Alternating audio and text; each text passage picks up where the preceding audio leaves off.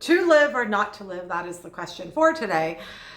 So this topic has come up. It's been the theme of the last few weeks of my life is what does it really look like to live?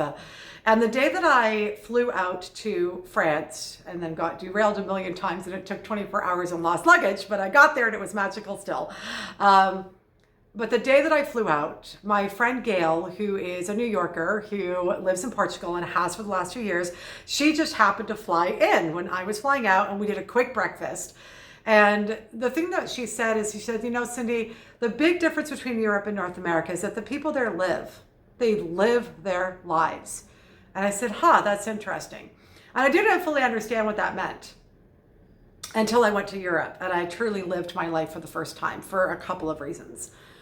And it was so interesting because I came back and when I came into the house, I went to go water my plants. Hi, plants. And I go to sing to them. I was singing virtually to them, of course, the whole time.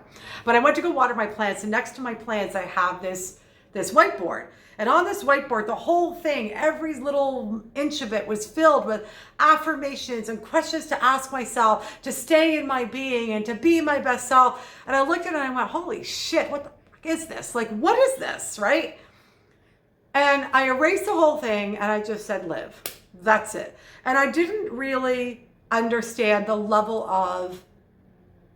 of crazy that I was living in the sense that I didn't realize the amount of stress, not crazy, but I lived with so much stress.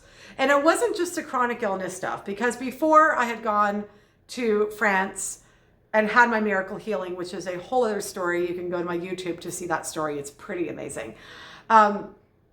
You know, I was in struggle. I've lived with illness my whole life. What people didn't realize is that I did yoga and meditation several times a day. I refused to do medication. So instead I would alter my food to the point where I could barely eat anything because I get triggered by everything. I'd have to arrange my day to have multiple breaks to make sure I can like de-stress and relax so that I can have energy for clients and whatever else I wanted to do. I would never be able to stay out till a certain time. I would never be able to do this and do that. I had a very, very controlled life, and it was the only way for me to cope with living with illness and still be able to do the passions that I love to the extent that I was able to, and never truly to the extent that I wanted to, but now I can. Again, medical miracle, so freaking excited. I hope it lasts.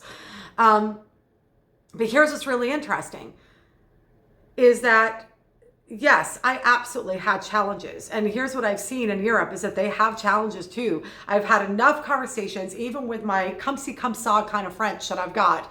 I had enough conversations with people to know that they have equal amount of things that they go through in their lives that's difficult, but they don't carry it the same way.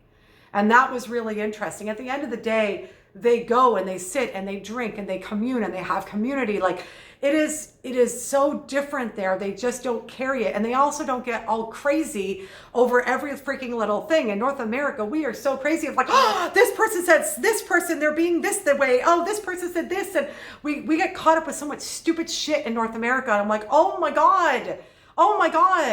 Can we all just take a chill pill? But, you know, I think back to Gail said is that they live there. They still have challenges just like anybody would in the world, but they live. And so, and the reality is, it's somebody like me that does manage illness, was managing illness day and night. It is very hard to find that joy and to live. And I was finding joy, but it took a lot of work to find that joy. Do you see the problem with that? It was taking work to find that joy. Holy shit. So my question for all of us on my big, huge rampage of today is how can, even when we are dealing with extreme situations and a lot of stress, in what ways are we making that stress worse? What can we let go? What things can we say, let's not stress the small stuff? And what ways can we say, all right, I'm dealing with these challenges, but I'm going to still live. And what does that actually look like for me to truly live?